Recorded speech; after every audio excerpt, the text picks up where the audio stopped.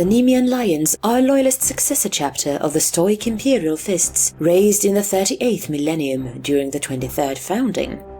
Since their inception, the Nemean Lions have steadfastly prosecuted the enemies of mankind across the width and breadth of the known galaxy, taking part in many notable conflicts down the millennia. Despite their relative youth, the Nemean Lions have garnered a reputation as highly dedicated and stalwart defenders of the Emperor's domain and are always eager to answer the call to arms should an imperial world be assailed by heretics, Xenas, or the Malefic. The Nemean Lions always look forward, carving their own legends in the annals of the Imperium's history. Though only a few millennia old, the chapters already won notable victories and earned the approbation of other Adeptus Astartes chapters and even the High Lords of Terror themselves. The Nemean Lions are a successor chapter raised from the gene stock of the Imperial Fists Primarch Rogel Dawn. Created during the 23rd Sentinel founding in the early years of the 38th millennium, their original role was to defend the Aegean cluster from Xenos incursions, but the comparative peace of this region after the Median Crusade in M39 resulted in the chapter taking a more expansive role across the Imperium. The Lions have fought in most of the major conflicts of the galaxy since their founding, from Cadia to Armageddon, the Gothic War, the Macarian Crusade, and the Indomitus Crusade. This latest conflict has left the Lions depleted, and they have returned to their homeworld to rebuild. A chapter with an impressive history, despite its relative youth, they seem to be paragons of loyalty and purity. Well hidden beneath the surface, however, lie internal division, which, if left unchecked, could rip the chapter apart. In the 38th millennium, it was decided that the Ultima Segmentum needed more Astartes chapter to counter the constant threat of Xenos attacks in the Aegean cluster. However, the decision to make a new founding from the world of Caelus Prime had an unusual story. King Shaka heard of this planned founding and vowed that his people would contribute to the Emperor's chosen. He raised a force of his finest warriors, the best that Caelus could provide, and sought the help of a rogue trader to take him to the Phalanx, the Imperial Fist's mobile fortress monastery, and demanded a meeting with the Imperial Fist's chapter master. He would have no other chapter for his people and would not accept refusal. This boldness impressed the Fists, and they petitioned the High Lords to include Caelus Prime as the home of a new chapter. Since Caelus was already under consideration, this was swiftly approved. Shortly afterwards, the 23rd founding began in earnest. The Nemean Lions were founded, and Shaka's men were among those selected for implantation of gene seed. They were considered too old by the standards of the Astartes, having served their monarch as his most faithful retainers and warriors. Not a man amongst them were younger than 20 standard Terran years. The trials they would have to endure to become transhuman Astartes would very likely kill them in the process, no matter how courageous and strong-willed they were. To assuage any doubts, King Shaka himself was the first to undergo this arduous process, and so the Imperial Fist's finest apothecaries and fleshcrafters utilized arcane techniques and their finest relic medicae equipment to ensure that they did not fail in their task of successfully transforming the mighty king and his brave warriors from human to transhuman warrior. But, as predicted, the vast majority of them died. Out of hundreds of volunteers, barely 2 score survived the transformation, a number that amazed the apothecaries at the sheer hardiness of the Caelus genome. In honor of their courage, the transformed King Shaka, now newly appointed as chapter master of the recently founded Nemean Lions, formed a new elite company of Astartes around the survivors, which became the core members of his Lion Guard. The newly anointed chapter master, for which the Nemean title of Regulus was created, Shaka was not yet done though. After seeing the quality of arms and armor his men were being given, Shaka was not satisfied. He immediately set off for the forge world of Twaster. Shaka had heard of the ill-fated Crimson Robes, a chapter lost in the warp since the 33rd millennium, which had re-emerged 5 years earlier only to be assaulted by an orc fleet and driven to the planet of Chekhov 4. There the chapter had been wiped out after heavy fighting with the savage Xenos before reinforcements could arrive and repel the Greenskins. The salvageable power armor and war gear had been taken to Twaster for repair, and Shaka wanted this rare cache, which included Heresy-era equipment for his men. The Mechanicus was initially dismissive, but after Shaka presented the Magus with gifts, including pelts from the incredibly rare Apex Nemean Leones, famed for their near-impenetrable hide, he was able to gain their attention. The Lions were able to augment their Mark 7 armor with pieces of Mark 3 as a result, and a few veteran squads were even blessed with full suits of Mark 3 armor. Even more impressive, though, was the almost complete suit of Mark II armor, which Shaka decided would be worn by the Lions chapter champion. Shaka laid the framework for what would follow, setting up the doctrines and tactics of his chapter, including the hunting lions formation and the lion's talons assault strategy, which would be perfected by his successors. His legacy would be cut short, though. A combination of his age when he was implanted and unforeseen failures of implanted organs meant that his health rapidly deteriorated after the first few centuries of his leadership. Shaka decreed that he would be placed into cryosleep and woken when the choosing of a new Regulus was required, or the Lions faced an insurmountable threat. Most recently, Shaka was awakened to aid his brethren during the Trojan War and Noctis Eterna, before returning to his slumber with the arrival of the Indomitus Crusade. The Great Rift left the Lions separated, with Alcaeus and his forces unable to rejoin the bulk of the chapter in the Imperium Nihilus. When they eventually found a rift corridor and returned to the Aean cluster, they found a sector embroiled in war, with demonic incursions, Necron's encroachment, and a resurgent Orc threat. Despite the internal conflicts threatening the sector, when Rebute Guilliman and the Indomitus Crusade arrived, Alcaeus answered the call. Guilliman bolstered the depleted ranks of the Lions with his new Primaris Marines, a revelation that deeply troubled many of the Lions. The Lions fought alongside the Crusade for the remainder of its duration, earning many accolades in battle. The Nemean homeworld is Caelus Prime, a world home to huge sprawling savanna plains that have a wide variety of animal species, which either closely resemble Terran specimens or were deliberately seeded long ago for reasons unknown. The Nemeans are a nomadic people with a strong warrior culture. From a young age, they participate in ritualistic hunts to gain pelts. When they become Marines, they continue this tradition, adorning their armor with furs to show their prowess. The most accomplished warriors will show their prowess by hunting the famous Nemean Leones. The Nemean Lions Fortress Monastery is Mythicus Peak, positions on a plateau overlooking the Great Plains of Thriasia, ancestral home of the Nemean tribes of Caelus Prime.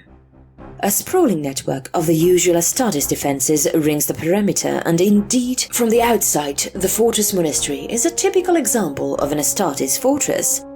Deep within the heart of the defenses, however, is an enormous underground structure, a vast bunker that the Lions call home. It contains an extensive array of holo projectors and atmospheric processors to simulate the appearance of the plains that lie outside the many layers of stone, metal, and shielding. Hundreds of tents, identical to those under the tribes of the plains, though substantially larger, dot the artificial plain, allowing the Lions to continue to exist as they did prior to becoming Astartes, and maintain the traditions that are deeply ingrained into their core, while still being as well protected and safe as any other chapter when it returns home to rest and rebuild after campaigns. The Lions are a hardened, veteran force which mostly adheres to the core concepts of the Codex Astartes, but has deviated in a number of ways to better suit their chosen battle tactics and cultural history. Each company of the Lions is called a Speria and combines all arms into flexible, balanced battle groups that do not require support from other detachments. There are no reserve Speria with the Lions, each one maintains a mix of unit types and regularly sees combat. Formations made up of several Speria are called phalanxes and are led by the senior Hecaton, captain, who gains the temporary rank of Praetor for the duration of the operation. The Lions favor long-range firepower with a large proportion of Devastator and tactical squads, plus a growing number of intercessors. Dropships and attack flyers are favored over tanks as the Lions prize mobility over durability and rely upon rapid redeployments for a number of their core battle tactics. The Lions have a comparatively high proportion of Mark III armor due to their inheritance of the salvageable suits from the annihilated Crimson Robes chapter at their creation. Most of their veteran squads wear Mark III armor thanks to its suitability in assaults and durability. The remainder of the chapter wears either Mark VII or Mark X armor, often with a Mark III helm and/or pauldrons, thanks to the availability of these parts. The close relationship between the chapter and the forge world of Twister has enabled the Lions to acquire a number of ancient dreadnoughts and other vehicles. The Nemean Lions have retained the beliefs of the tribes of the plains, who believe in the sacred spirit of all the living creatures. Oral and written histories are of great importance to the Nemeans, with death speakers being responsible for maintaining the records of the chapter.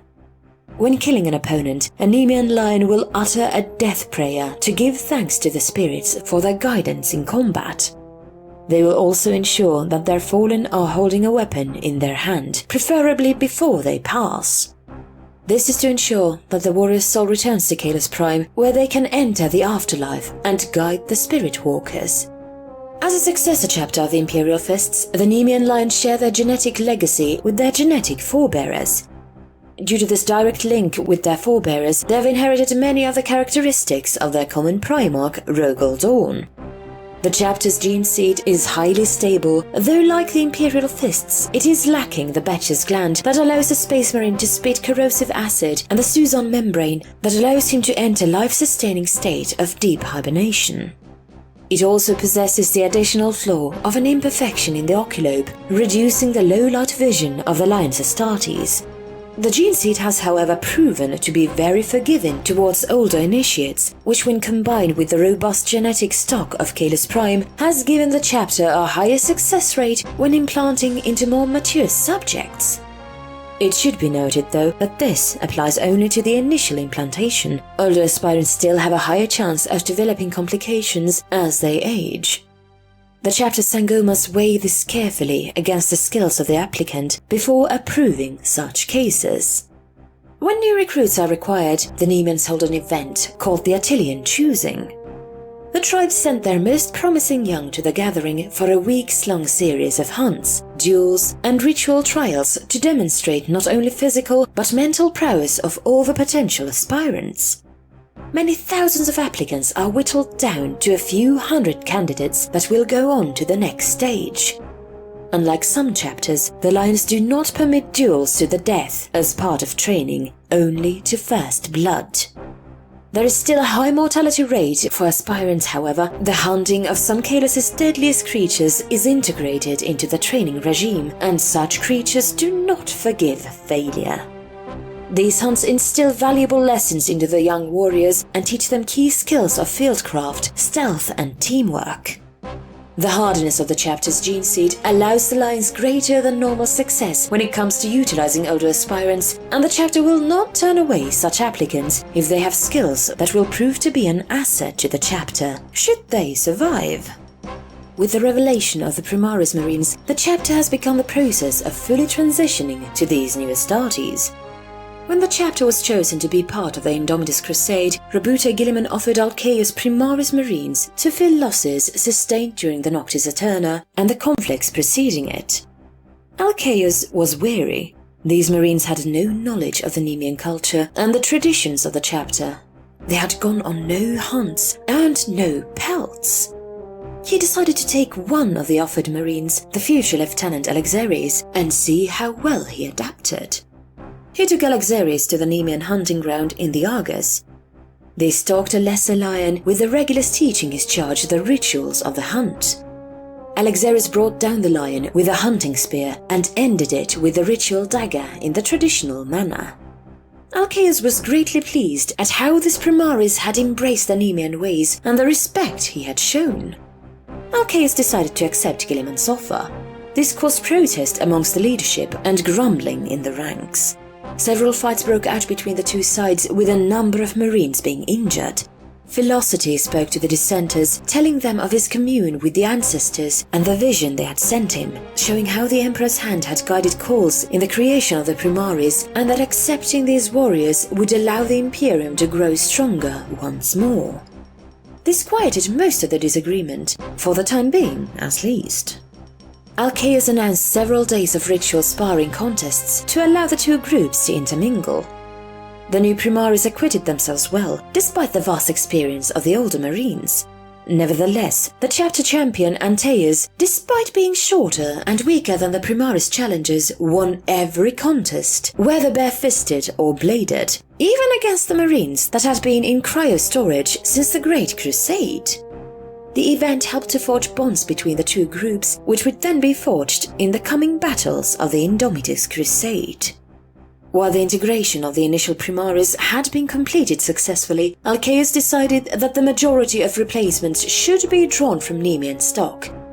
When the lines finally stood down from the Indomitus Crusade, having suffered severe casualties in some of the bloodiest fighting of the conflict, he took them home to rebuild, only accepting a small boost of Primaris reinforcements.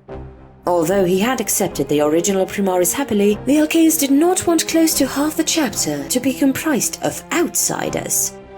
With the completion of the Indomitus Crusade, fractures are beginning to show in the chapter as the original Primaris rise through the ranks, and the revelation of the Rubicon Primaris procedure further muddies the waters.